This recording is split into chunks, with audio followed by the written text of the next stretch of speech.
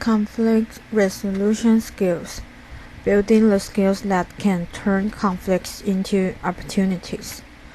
Conflict is a normal part of any healthy relationship. After all, two people can't be expected to agree on everything all the time. Learning how to deal with conflict rather than avoiding it is crucial. When conflict is mismanaged, it can cause great harm to a relationship, but when handled in a respectful, positive way, conflicts provide opportunities to strengthen the bond between two people. By learning these skills for conflict resolution, you can keep your personal and professional relationships strong and growing. Understanding conflict in relationships. Conflict arises from differences, both large and small. It occurs whenever people disagree over their values, motivations, perceptions, ideas, or desires. Sometimes these differences appear trifle, but when a conflict triggers strong feelings, a deep personal need is often at the core of the problem. This need can be a need to feel safe and secure, a need to feel respected and valued, or a need for greater closeness and intimacy. Conflicts arise from different needs. Everyone needs to feel understood, nurtured, and supported, but the ways in which these needs are met vary widely. Differing needs for feeling comfortable and safe create some of the most severe challenges in our personal and professional relationships. Think about the conflicting need for safety and continuity versus the need to explore and take risks. You frequently see these conflicts between toddlers and their parents. The child's need is to explore, so the street or the cliff meets a need.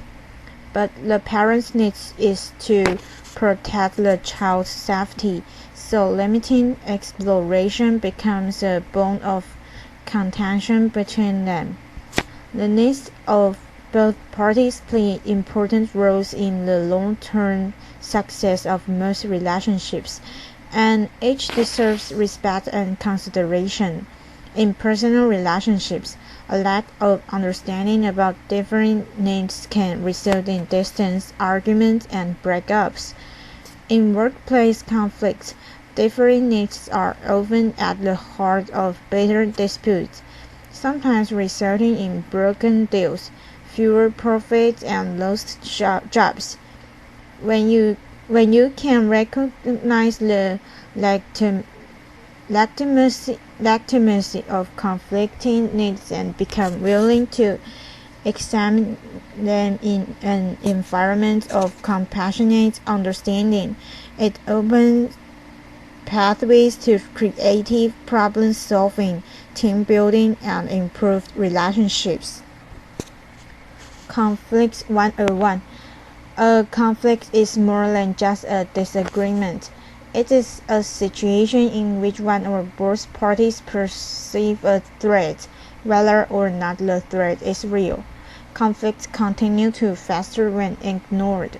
Because conflicts involve perceived threats to our well-being and survival, they stay with us until we face and resolve them. We respond to conflicts based on our perceptions of the situation, not necessary to an objective review of the fact.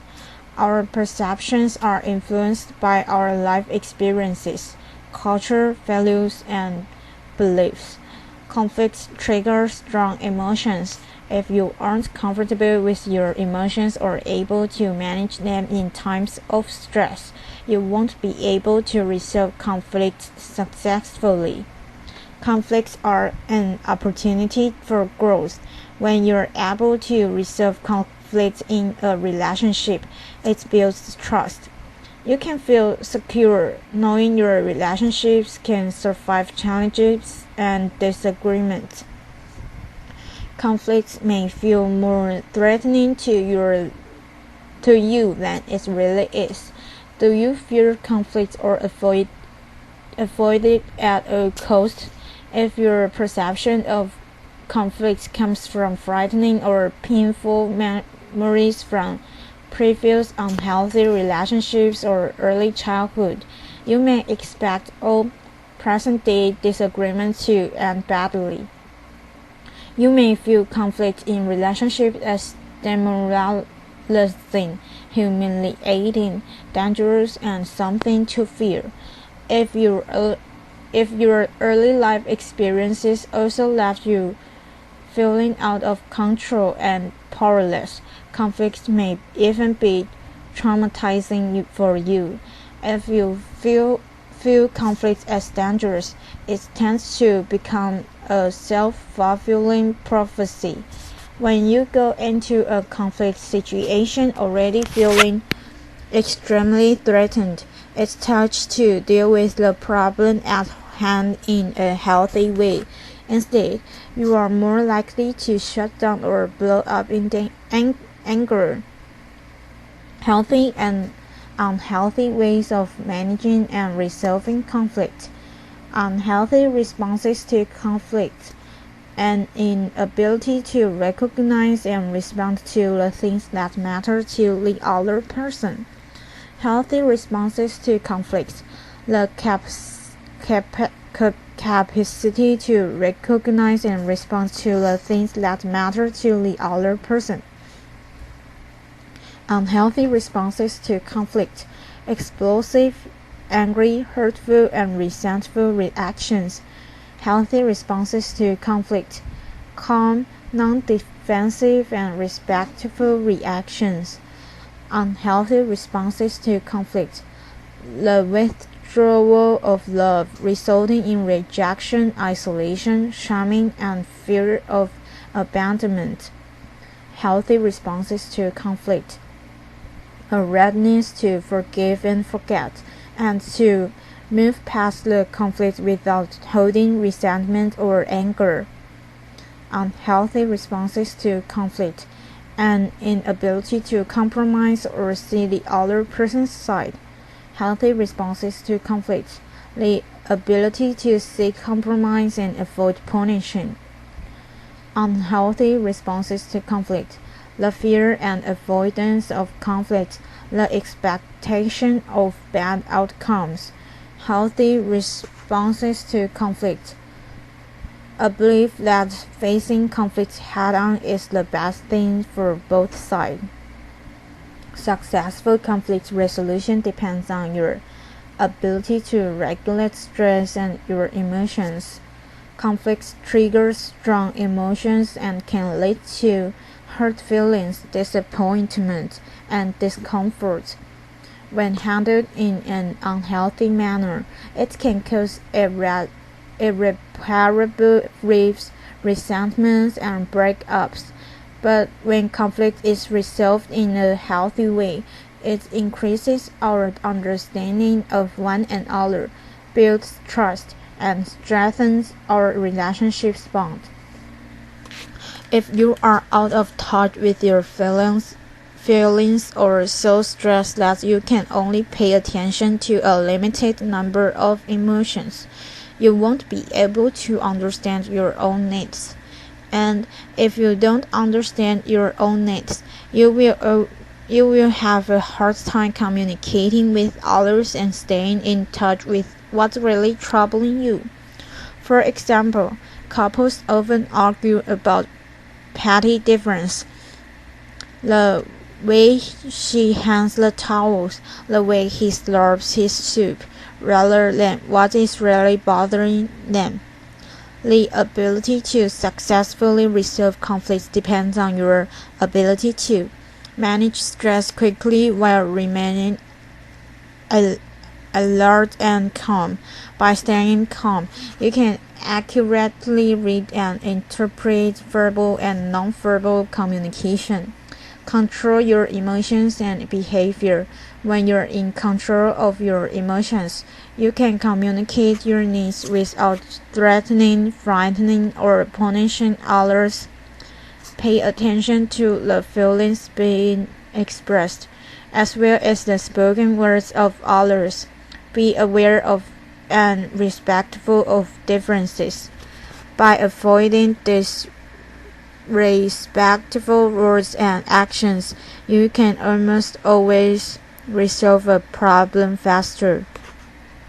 To successfully resolve a conflict, you will need to learn and practice two core skills: the ability to quickly reduce stress in the moment and the ability to remain comfortable enough with your emotions to react in constructive ways even in the midst of an argument or a perceived attack. Quick stress relief. The first core conflict resolution skill, being able to manage and relieve stress in the moment, is the key to staying balanced, focused, and in control, no matter what challenges you face. If you don't know how to stay centered in control of yourself, you will become overwhelmed in conflict situations and unable to respond in healthy ways. Psychologist Connie Lilas uses a driving analogy to describe the three most common ways people respond when they're overwhelmed by stress. Foot on the gas. An angry or agitated stress response. You're heated, keyed up, overly emotional, and unable to sit still. Foot on the brake. A withdrawn or depressed stress response. You shut down, space out, and show very little energy or emotion. Foot on both gas and brake. A tense and frozen stress response. You freeze under pressure and can't do anything. You look paralyzed, but under the surface you're extremely agitated. Stress interferes with the ability to resolve conflicts by limiting your ability to accurately read another person's nonverbal communication. Hear what someone is really saying. Be aware of your own feelings. Be in touch with your deep-rooted needs. Communicate your needs clearly. Is stress a problem or you? You may be so used to being stressed that you're not even aware you are stressed. Stress may be a problem in your life if you identify with the following. You often feel tense or tight somewhere in your body. You're not aware of movement in your chest or stomach when you breathe. Conflict absorbs your time and attention. Learn how to beat stress in the moment. The best way to rapidly and reliably relieve stress, if you don't have someone close at hand to talk to, is through the senses: sight, sound, touch, taste, and smell. But each person responds differently to sensory input, so you need to find things that are soothing to you. Emotional awareness, the second core conflict resolution skill. Emotional awareness is the key to understanding yourself and others. If you don't know how you feel or why you feel that way, you won't be able to communicate effectively or resolve disagreements. Although knowing your own feelings may sound simple, many people ignore or try to sedate strong emotions like anger, sadness, and fear. Your ability to handle conflict, however, depends on being connected to these feelings. If you're afraid of strong emotions, or if you insist on finding solutions that are strictly rational, your ability to face and resolve differences will be impaired. Why emotional awareness is a key factor is in resolving conflicts. Emotional awareness, the consciousness of your moment-to-moment emotional experience, and the ability to manage all of your feelings appropriately is the basis of a communication process that can resolve conflicts. Emotional awareness helps you understand what is really troubling other people, understand yourself, including what is really troubling you. Stay motivated until the conflict is resolved. Communicate clearly and effectively. Attract and influence others. Assessing your ability to recognize and manage emotions. The following quiz helps you assess your level of emotional awareness. Answer the following questions with almost never, occasionally, often, very frequently, or almost always. There are no right or wrong responses, only the opportunity to become better acquainted with your emotional responses. What kind of relationship do I have with my emotions? Do you experience feelings that flow, encountering one emotion after another as your experiences change from moment to moment? Are your emotions accompanied by physical sensations that you experience in places like your stomach or chest? Do you experience discrete feelings and emotions, such as anger, sadness, fear, joy, each of which is evident in subtle facial expressions? Can you experience intense feelings that are strong enough to capture both your attention and that of others? Do you pay attention to your emotions? Do they factor into your decision making? If any of these experiences are unfamiliar, your emotions may be turned down or even turned off. In either case, you may need help developing your emotional awareness. You can do this by reading Developing Emotional Awareness. Nonverbal communication plays a big role in conflict resolution. The most important information exchanged during conflict and argument is often communicated nonverbally. Nonverbal communication is conveyed by emotionally driven facial expressions, posture, gesture, pace, tone, and intensity of voice. The most important communication is wordless. When people are upset, the words they use rarely convey the issues and needs at the heart of the problem. When we listen for what is felt, as well as what is said, we connect more deeply to our own needs and emotions, and to those of other people. Listening in this way also strengthens us, informs us, and makes it easier for others to hear us. When you're in the middle of a conflict, paying close attention to the other person's nonverbal signals may help you figure out what the other person is really saying. This will allow you to respond in a way that builds trust and gets to the root of the problem. A calm tone of voice, a reassuring touch, or an interested or concerned facial expression can go a long way toward relaxing a tense exchange. Your ability to accurately read another person depends on your own emotional awareness. The more aware you are of your own emotions, the easier it will be for you to pick up on the wordless clues that reveal what others are feeling. Humor, judiciously used, can effectively diffuse conflict. Once stress and emotion are brought into balance, your capacity for joy, pleasure, and playfulness is unleashed. Joy is a deceptively powerful resource. Study shows that you can surmount adversity as long as you continue to have moments of joy.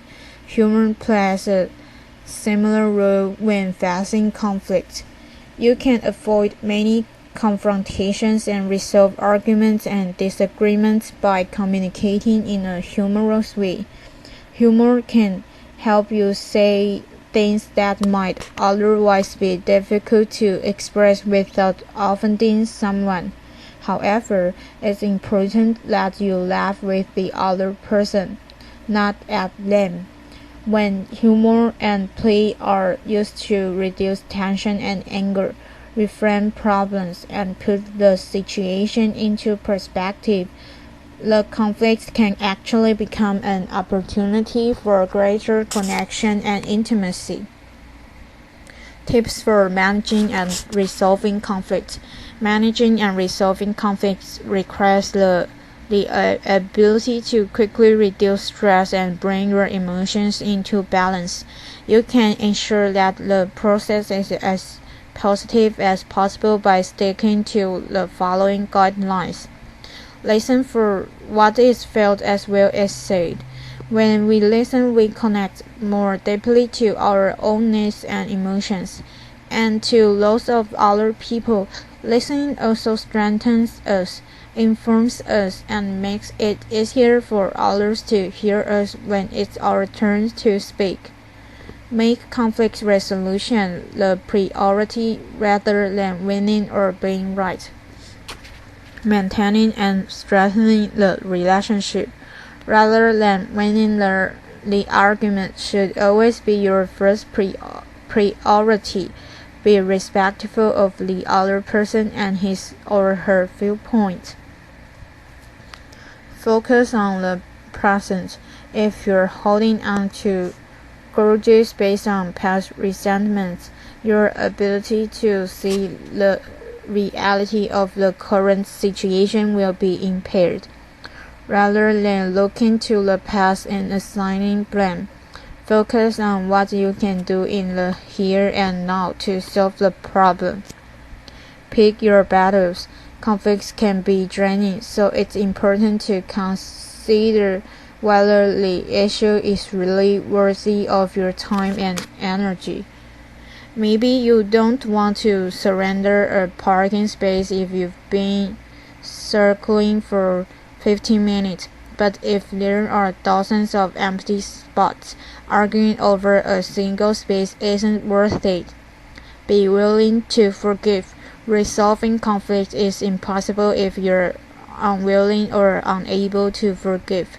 Resolution lies in releasing the urge to punish, which can never compensate for our losses and only adds to our injury by further depleting and draining our lives. Know when to let something go. If you can't come to an agreement, agree to disagree.